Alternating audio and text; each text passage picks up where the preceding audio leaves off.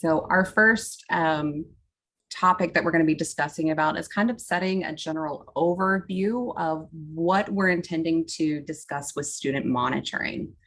So we were able to collect some questions through the registration process, and it seems we had some different understandings of what this session might be designed to discuss. So some of us were definitely on the page of how can I look at a student's performance academically and in other settings, which we get to engage with them throughout the year. And so as you can see here, when we're looking at student monitoring, there's a lot of factors that we're trying to take into consideration. So we're not only looking at how are they doing on our curriculum-based assessments, but we're also evaluating some of their social emotional needs. Are we making observations that we need to do some interventions that aren't academically based, but maybe they're behaviorally based? This also brings in opportunities for us to connect with families and figure out how what are the things that motivate our students? So this is in contrast to maybe what some of us were thinking about active monitoring, when we're walking around the classroom and physically reviewing what students are doing. So just wanted to set the stage a little bit. We're really trying to zoom out big picture. What are some of the ways we can do some data collection on the various ways students are demonstrating they have needs within our campuses? And how can we holistically start to develop systems at the campus level so that we can make informed decisions to support those students? So we wanted to set the stage, get a little overview there. If you were more in that active monitoring mindset and thinking you might be getting some teaching strategies here, please do stay around for the conversation. What you do in the classroom is so valuable, and then being able to engage in this type of data analysis is really impactful. And we want to make sure that you're connected to some things that we'll talk about at the end as well. So if hopefully we're on the same page with what to expect moving forward, and we hope you'll hang around with us. So I'm going to go ahead and turn it over to Emily for the next concept for us starting to make comparisons of what's available in Aware. Okay, great. So we'll start off with two of the major opportunities that you can utilize to monitor students and what they do. So this is always, every time I do a training on this, I'm like, okay, here's your trivia. We have to be able to decipher the two of these at the very end. And we have one group that is monitor list, and then we have another group that's called monitor groups. And so keeping the two differentiated and understanding their purpose is very, very helpful. And so we'll first talk about monitor lists.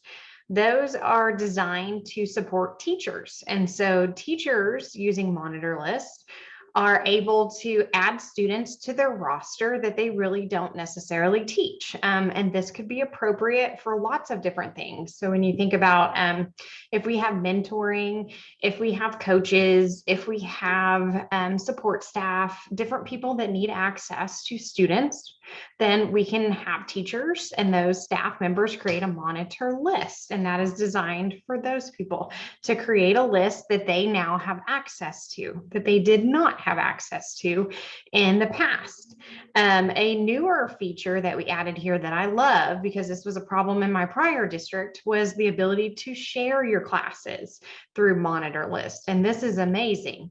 So if you do have co-teachers, like someone just said, interventionists, if you have behavioral specialists, like we could go on and on and on, but other people that are heavily involved in your classrooms, then those teachers can share out their class roster with these other staff member, and then it allows them insight into that data analysis and into their profile and into all of these other monitoring things that we're going to talk to you about. So these monitor lists are very, very powerful for teachers to begin to share or gain the access that they need. So monitor lists are designed for teachers or those staff that need additional access to students, okay? So they're in one side of the bucket.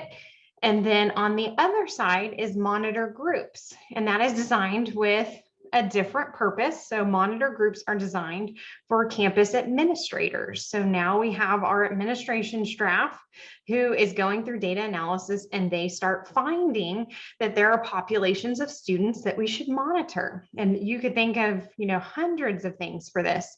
So maybe it's students that need intervention. We went through the data and, oh goodness, this group of students needs support with these groups of standards.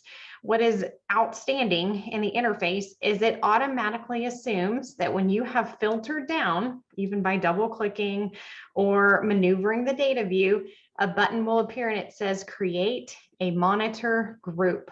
Yay. And so it recognizes that you are filtering through data, and you may want to put these students that you have identified in a group. And it will allow you to do that very easily. You will then go through a wizard and create your monitor groups. What is outstanding about these is then anyone who is on your campus can see that monitor group. So if I'm a fourth grade teacher and there was a monitor group of students that was created and I have those students rostered to me, I can see that group. And I can understand what that group was created for. And so now I have access to that. So it's helping me to understand how grouping can work and how groups have been created on my campus. So let's just talk about some of the things you could do. We often recommend this for House Bill 4545. Monitor groups, powerful. If you identify trends within students, kids that aren't growing, kids that aren't approaching grade level, students that need additional support with standards, students who maybe have behavior concerns that you want to analyze their data. We could think of tons of different things, and we'll definitely ask you for feedback related to that as well. This is probably, in my opinion, one of the most underutilized and the most powerful things that Aware does. Once you have these groups, you can bring them into a data analysis view, and you can automatically view the data by that population of students. And as you know, really the less data we have in front of us, the better we comprehend it. So the more that you can eliminate and focus on the students that you want to in a data view, the more powerful the impact can be for us understanding how to move forward. So monitor groups are at the campus level for administrators, and monitor lists are for teachers or for staff members who need to gain access to students. So hopefully you have those, a better understanding of each of those and what they're for. In addition, as you get a copy of the presentation, you'll see Tara's taken a time to link in the bottom, monitor list and monitor groups, and these will take you to our online help guide to walk you through the process of each one of these. Okay, so now that you've learned a little bit more, or maybe you already knew those things, so give yourself a high five. What does your district utilize more? So do you love monitor lists and those teachers and staff members grab them and utilize them? Do you use a whole lot of monitor groups at campus levels, at district levels? Do you use student forums? Or are you just being honest and you're like, I'm here to learn about all of this. So this is my learning experience. So y'all tell us, A, B, C, or D, what your thoughts are. All right, we got some A's, some monitor lists, very good. Hopefully, maybe you knew about sharing classes too. If not, hopefully you got to learn about that. That is a great feature. I love the hard to say. That's a good problem to have. Which feature are we using more? We're using them all pretty heavily. That's great. I know. That's a high five and a hug. I like it.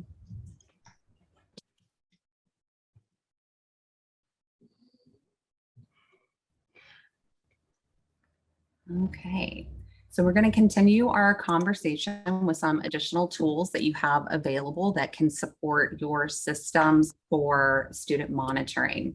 And so the next one that we're going to talk about is the student profile. I personally love the student profile. It gives me so much information on a student at one time. So, and my favorite way to get to a student profile is from within a data view. So that's what you're seeing here on the screen is once I'm in a data view and I'm at that student level, I can click on that student and it's going to take me immediately into the student profile on that test and scores tab. And then I can navigate to other pieces of data that I might need to review for them. So I might be looking at test data initially. Maybe I see a performance score that I'm a little concerned about or surprised by for a student. And so I want to go and look and see, hey, are there any journal actions that maybe something's going on with this student that I can investigate a little further? Or am I misidentifying their typical performance and I can see other tests and scores? Is this in the comparable range for this student? So I love that from the data view, if I identify a student that I'd like to investigate a little bit further, I can go straight there. So this is a wonderful quick gate to get to more information on a single student. So love the student profile and the different range of things that we can collect there. We'll talk about a couple of these a little bit further in a moment. But just to recap them, we do have a general information where we can see things like the teachers that are working with this student in their schedule. We can see that test and scores tab, which is probably an area that's frequented. We can see any student forms, which we'll be talking about, as well as those journal actions.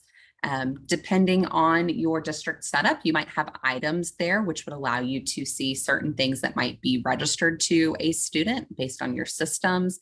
And then you also have access to portfolios. So this is a little bit newer area that you can explore. So not only can you see performance at a certain point in time, you can also start to see that performance over time and local growth indicators for your students, which can be such a high value piece for you to review as you're looking at student performance during the year.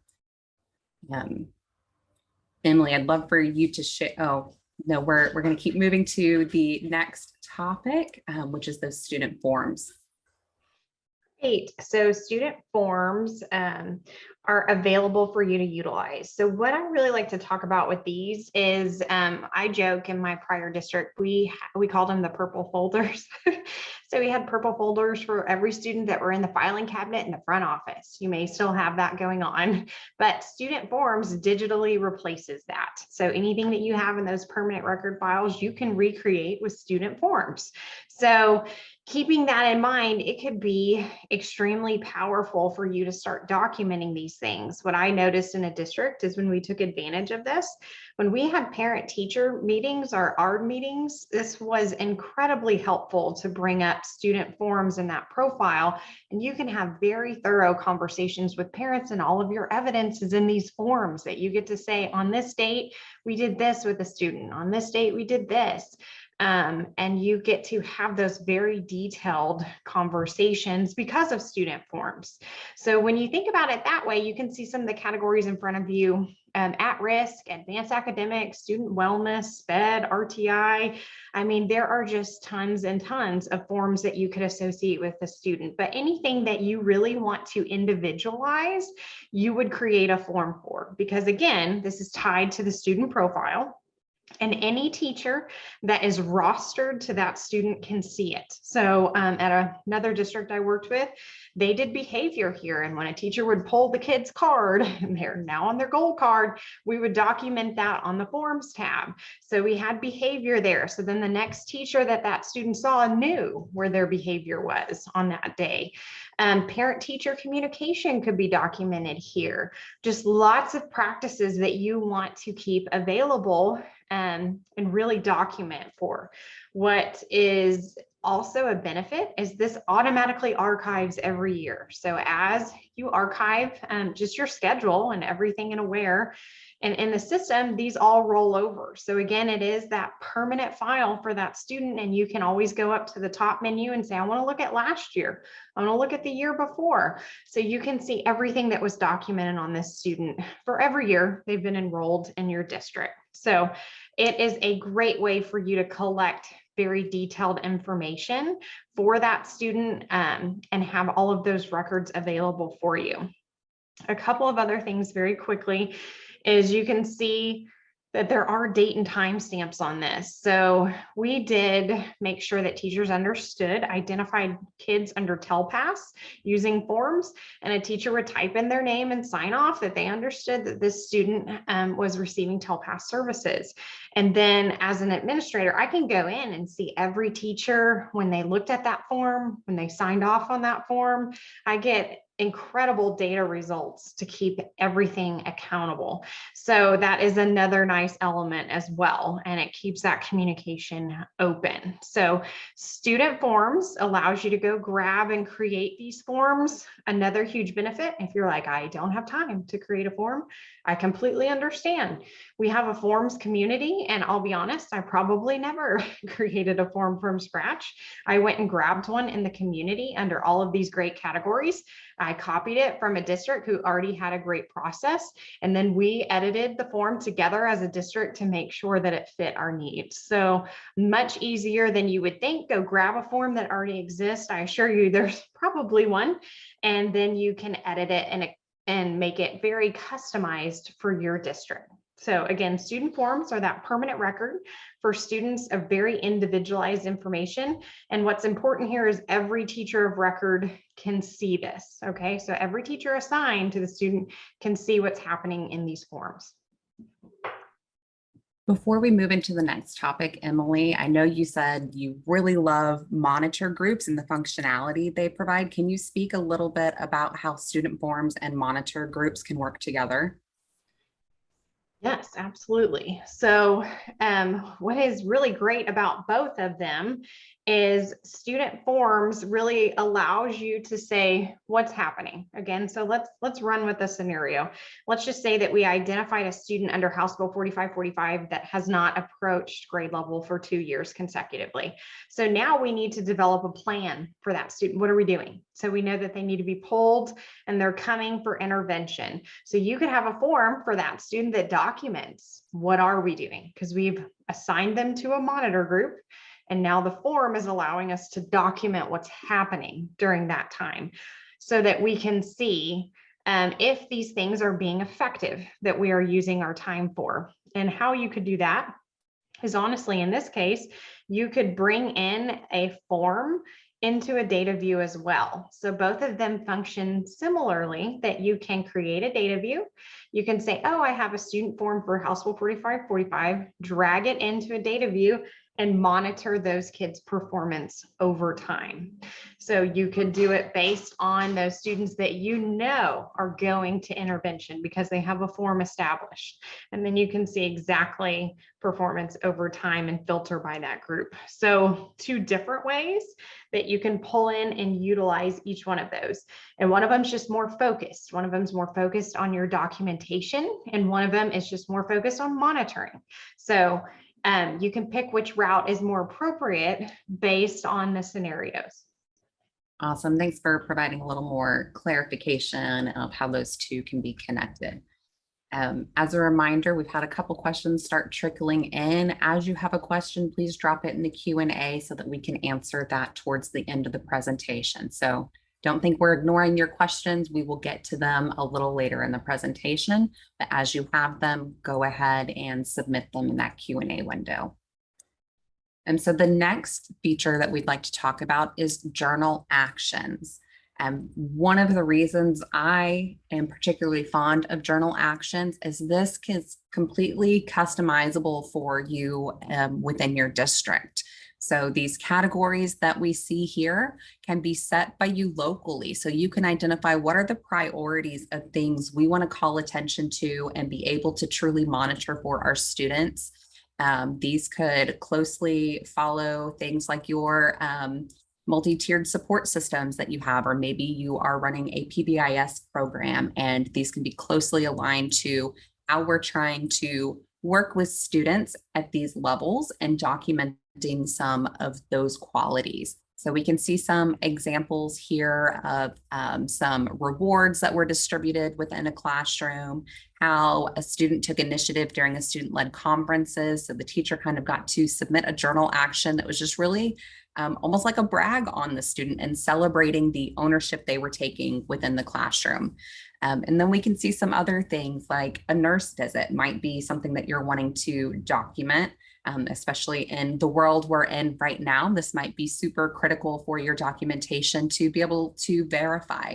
I sent a student to the nurse. I have record of that from my classroom. The nurse also has record of the student visiting them through their processes, or maybe even the journal actions as well, if you've opened up access to the nurse to be able to view students. We can also see just little notes. So there's lots of ways that you can structure journal actions.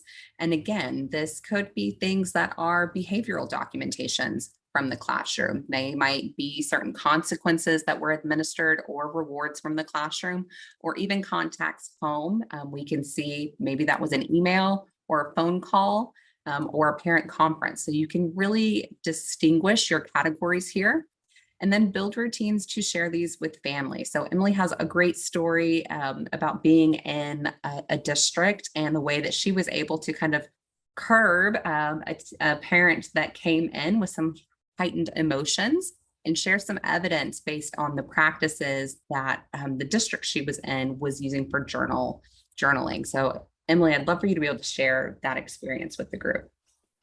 Sure. One thing I like to discuss when we talk about journal actions is that usually the question comes up, well, what's the difference between forms and journal actions? And the journaling is really more of, I call it that privacy space, where maybe we are really documenting a little bit more intimate things on a student. And so we want that to be collected in a space where maybe not every rostered teacher sees every bit of what's going on, but administrators can see the journal tab, and then the teachers of record that wrote them can see the journaling. So in a prior district I worked for, we did student behavior here. We kept it a little bit more discreet. And so we did it on the journaling tab, and we did it very thoroughly because we were a high growth district who we didn't always accept transfers of students that had trends of bad behavior. And so with that, you could see that could come with some heightened emotions if your student transfer is being revoked. So that was a parent I caught in the hallway at central office one day who was very upset that their student's transfer was revoked in the district. And they were trying to make their way to the front office to find out every rationale as to why their student was revoked from a district transfer. So I went in and I knew it was probably behavior. And either way, I could go to the journal tab and kind of see what was going on with that student. So I got in here and printed off, I believe it was a 5-page PDF of all of the behavior concerns we had with the student.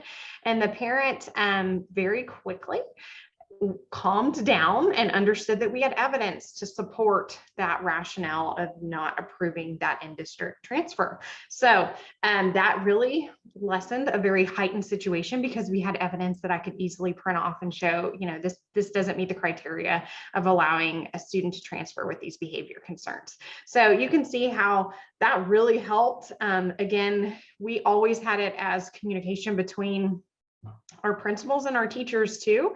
So if that parent goes over a teacher's head and contacts the principal, our principals were very well trained to come to the journal tab and see what's going on. And then they could quickly say, well, I see that the teacher did call you on this day, and I see that you did have this follow-up conversation, and then that lessened them being the middleman. So there's very powerful things that can come from the journal tab.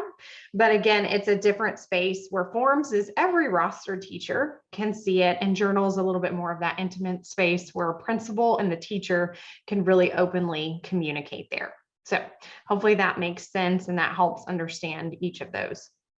Yeah, thanks for sharing that context and providing some transparency to the situation you found yourself in. I think that speaks very powerfully to some of the situations leaders often find themselves in at the campus or district level, where we need to be able to de-escalate things in a sensitive and confidential manner. So really appreciate you clarifying between forms and journal, who has access to those and kind of the intentions behind them. Okay, we're going to transition now into some conversation around data analysis. And really, a lot of the questions that were submitted in the registration process landed here, kind of primed with monitor groups, and also leading into data analysis. So we're going to show you some ways that all of this can come together through that student performance data and help you kind of adjust the lens that you're looking at your data so that you can make these informed decisions for instructional programs as well as some of the other programs you have locally. Okay, so here are some parts that we were already leaning into the discussion about and why creating a monitor group or a form is going to be very powerful, because now you can take that data and from that group, you can pull it as the video is showing into a data view. And then you can filter by that group independently. So you are only looking at the test results for those groups of students. And as you know, you can add in more than one test. So then there's your view at a glance of how the student's been doing over time. And that, again, that's very, very powerful for intervention, is what we're doing, being effective with a student. And are we effectively taking that time to make sure what's happening needs to be happening? It's a great way to verify those things. So it happens just as easily as pulling it in and then creating that data view. What a lot of times we saw, I think a question came in about, well, how do we print all of these off? And I would highly encourage you to not print these off. If you notice in the top left-hand side of the screen that there's a save button. And so fully utilize your save button when you've created a data view, especially if you have multiple assessments. Save it, drag in the next assessment once it's given. That means that the data you're looking at in the system is active and it is the most accurate data. As soon as you print something off, you know as well as me, it's inaccurate, it's out of date. So save yourself the headache and the paper and click the save button. You can save it there, you can edit it in the future, and then really importantly, you have a send button on the right-hand side. You can send that button and you can share it with other viewers in the system. So you don't need to print it out. Send it to others, save it, and those are the most powerful ways to use the system to your advantage. And you don't have to go find a printer and paper and all those things. You automatically have those tools at your fingertip. That's how I walked into every PLC meeting. Is I told them, I've shared data views with you. Will you go ahead and bring that up? And we will begin talking through those data views.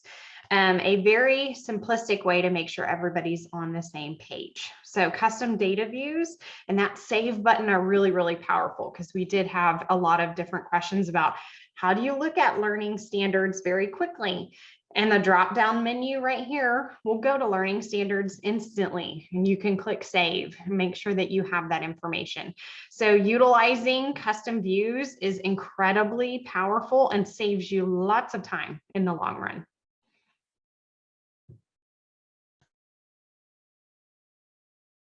Okay, so we wanted to highlight some processes that could bring several things together.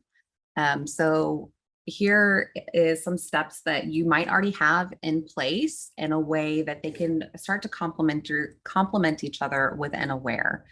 So we know we are all in routines of administering various screeners to our students, and you have the opportunity to import results of those screeners into Aware. You could also use other types of data for this process. Once you have the data ready to review, you can identify a target skill. So as we were seeing, the ability to manipulate a data view, really focus on a target area, we can minimize the number of students that are there based on a target skill that we're wanting to focus on. From there, an admin would be able to establish a monitor group so that we can really follow these students over time. And we can say, okay, here's the skill we're trying to target. Here's the data we have for this group of students and where they may be underperforming. And now we're going to engage in this instructional support. And then we're going to come back to the same group of students and see how they continue doing on this skill set over time. So this is a way that we can continue monitoring the students. The student form can be a great way for us to document, here's the instructional support that we engaged with this student, and here's the impact of that instructional support. So we're able to over time see did this create increased performance in this area for this student, or do we need to engage a new strategy moving forward? And then as we continue collecting those data points, either through new classroom opportunities or additional screeners later in the year, we can adjust our groups with that new data point. So here's kind of just a general overview of how some of these things can come together. And I would bet you do many of these things, and maybe they don't always come together in a simplified process. So there's ways that they can enhance one another. As I imagine, you have a lot of these things stood up in your district. So Emily, could you speak to us on this process and how you've experienced a little more explicitly with an example? Absolutely. So aside from traditional assessments, or what we call in the system standard assessments, there is the ability for you to either import, or for prior districts I worked for, I created an inventory for TPRI. So we didn't have to use a third party. We created our own TPRI inventory content within Aware. And we had a very valuable system that we really monitored these kids over years, because we really wanted to see, is TPRI an effective screener for being able to predict if students are going to be able to read? And in fact, it really is. We utilized that, and we pulled out phonemic awareness as skill sets that we identified, and we track those over time for students. And then we created monitor groups, and kids that were identified early on to probably be developing and not really an advanced reader, we created them in groups and we followed them over time to really see exactly how they did. And we began thoroughly getting teachers invested in making sure that these students were pulled out and receiving intervention, because we can show you over time that they cannot read at the 8th grade level if we don't intervene now. And so there are lots of very powerful systems that you can create using an inventory, using monitor groups, and then monitoring that data over time. So some great real life uses, and I'm sure that y'all can think of many more of those with a lot of other data that's added to the system.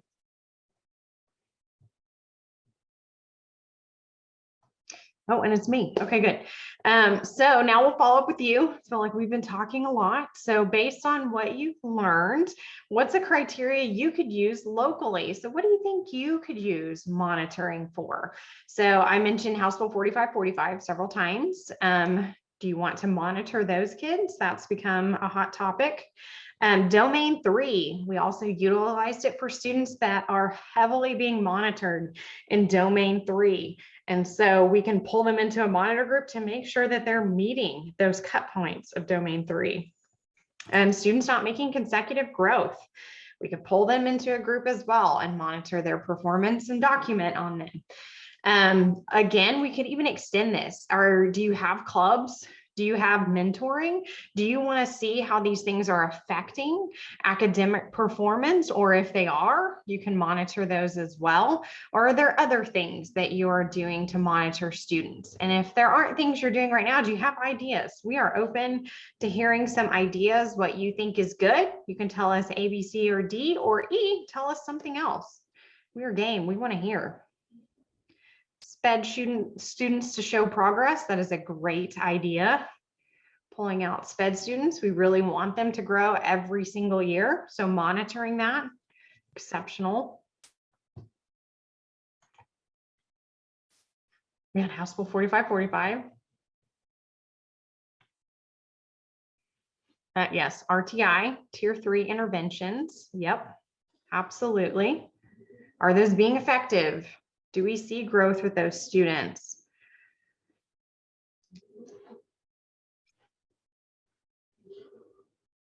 Awesome. Thanks for sharing those ideas with us. And through the registration process, we also had a question centered around apparent denial for LPAC, and then being able to see students as they were exited. So as you have that data collected, these could also be monitor groups that you're developing and then looking at that data over time.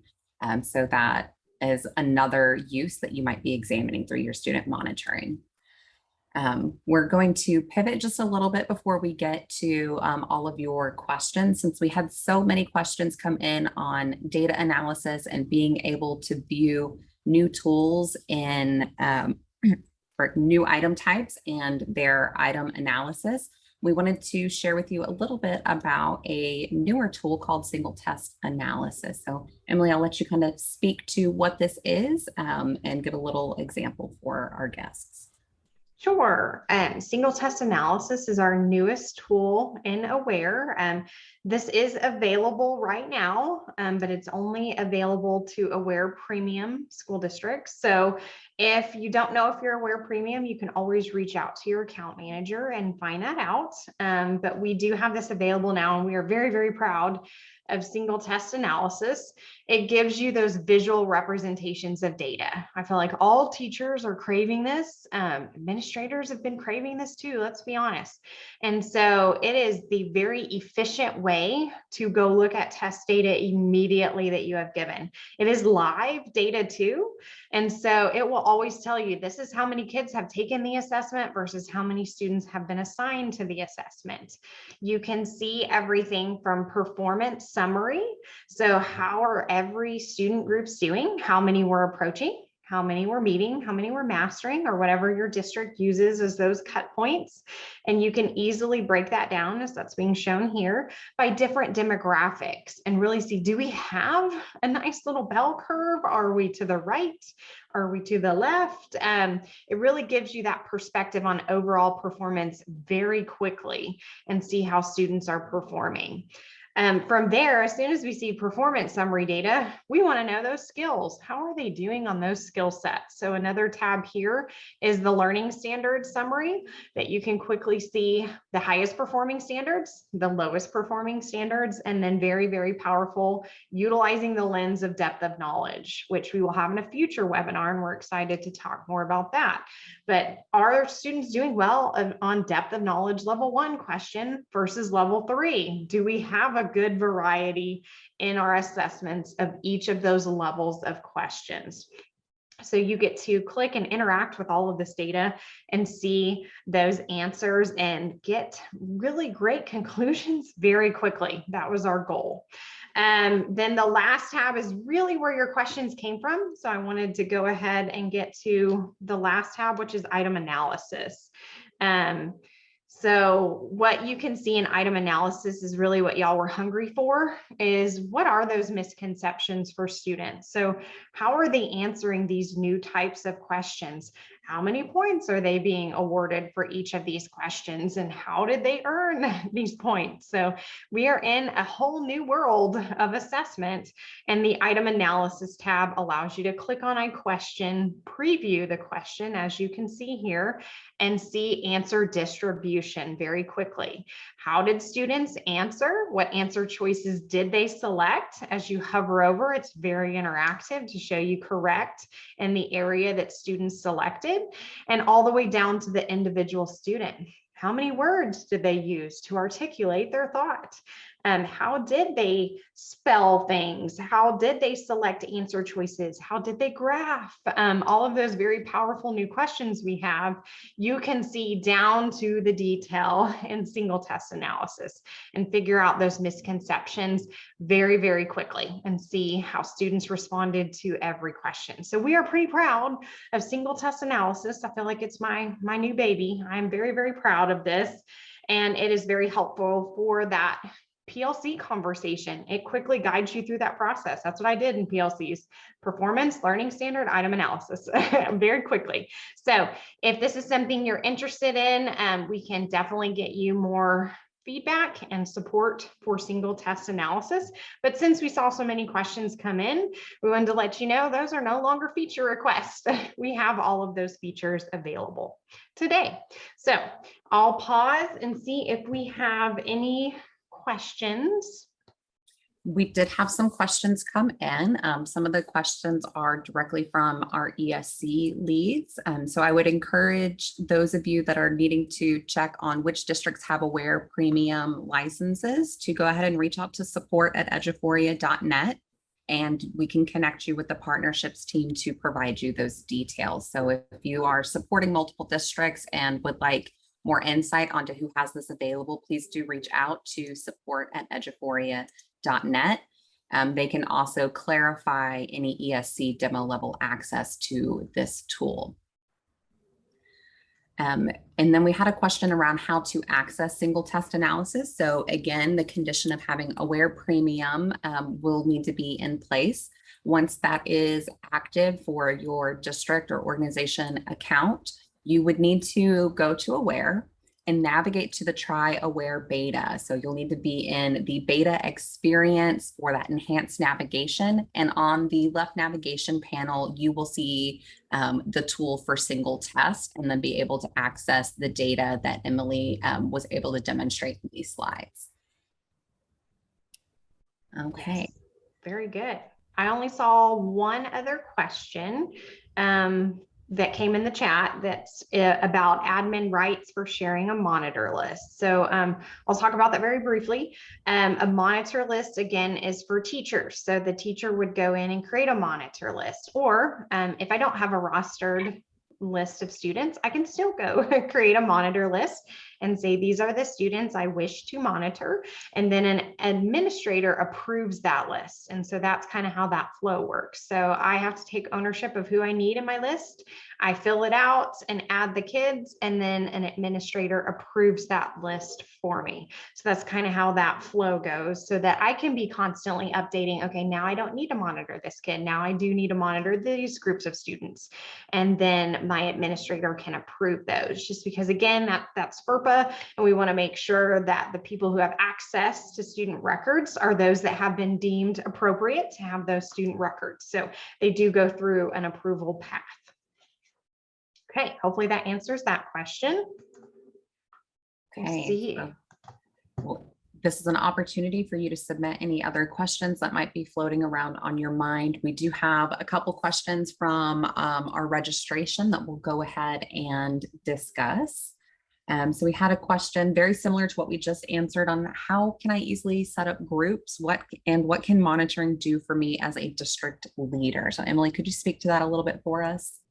Sure. So setting up monitor groups, there are 3 ways to do this. So you kind of get to pick your poison here. One of them I mentioned is if you drill down in a data set and you're looking at students and you identify a group, the button automatically pops up. That's my favorite, because then I'm like, yep, I would like to monitor these kids. Thank you, aware. And I click on the button and I go through a wizard and I give it a title. And then I have a monitor group, and anybody, again, on my campus that has those rostered students can see it. That's the easiest way, in my opinion.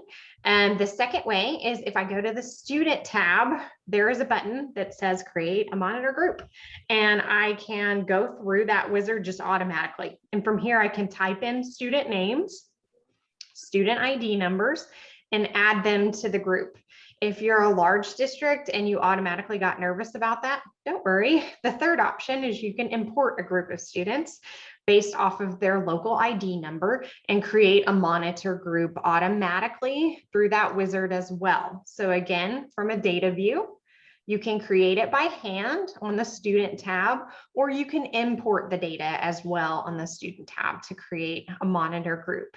They will be fluid, so those groups might be changing over time, as they should be. So you can do that from the student tab at any point that you need to adjust those groups. Awesome. Thanks for providing those details, Emily. We did have another question come in from a special education teacher related to monitor list.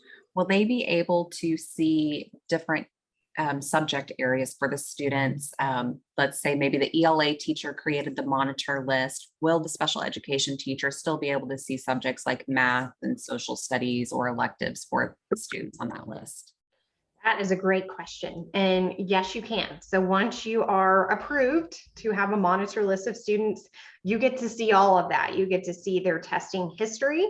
You get to see their subject area history. You get to see the profile. So those forms, anything else happening on all of their test records, you get access to all of that information.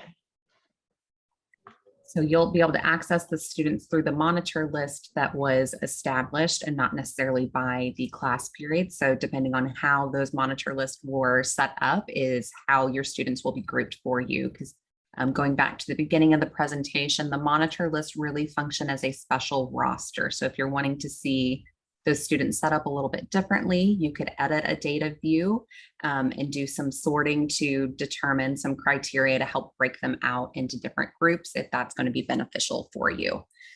Which that brings us to another question. We had a very general question submitted kind of about reports and being able to use our data analysis. So Emily, could you speak to that a little bit? And I'll show an example in Aware as you wrap up that. Oh, yes. Okay. Love this question because this is something that is extremely powerful. So you're turning on these student supports for students, and then you're wondering, are they using those student supports? They are there to help them. I always tell kids, help yourself, help yourself to take the test. And so now we have data analysis that will empower you to see every student support that was enabled and how many times the student support was utilized on a test. So when we bring that up, you can see it very clear that here's one by example. So content clarifiers is the one that we have here, and the usage shows for several different students 5, 2, 5, and 5, or 0. But next to it, it's really important to know that yes or no clarifies if the content clarifiers was turned on. Was that enabled for the student? Because if it says no, then obviously they don't have anything to click on. If it says yes, it was enabled and they utilized it. Yay. So all of our supports that come in have this ability. So text to speech, was it turned on? How many times did they use it? Calculator, was it turned on? How many times did they use it? Text to speech, what am I missing? Content clarification, and maybe spelling. They have that spelling support. So all of those, you can get a great insight into the utilization. So this does help support the need of, if we are trying to rationalize making sure that the student has this accommodation, then this data will prove that it is needed for a student if they are utilizing it and you see improvement for that student. So very, very powerful to be able to move into a direction. We know that this is the major reason the state is moving to online testing. So make sure those students have their supports enabled and then monitor their usage. And if you're noticing that maybe a student has a support turned on, but they're not using it, it might be an opportunity to provide some structure for how to use it. So making sure that they understand how to engage a content clarifier or how to use the text-to-speech function might be a great starting point if you see underutilization for a given student. So this can really help determine some additional intervention that might not be instructional, but more about strategy for the student and making sure they have a good exposure level before they are working independently within the online assessment. Okay, we are getting close to time, so I'm going to go ahead and transition to kind of our closing information. So we've been sharing a little bit before I go straight there. We had a question come in. How did you get that online testing support report? So this was a edited data view. So when you go into edit, you're able to bring in these fields from online testing and student supports. So you can build this custom data view. We've talked about a couple examples of doing this and showed one example in the slides of editing a data view for that monitor group. So similar process, and I'll drop in some help documentation to give you some additional guidance there.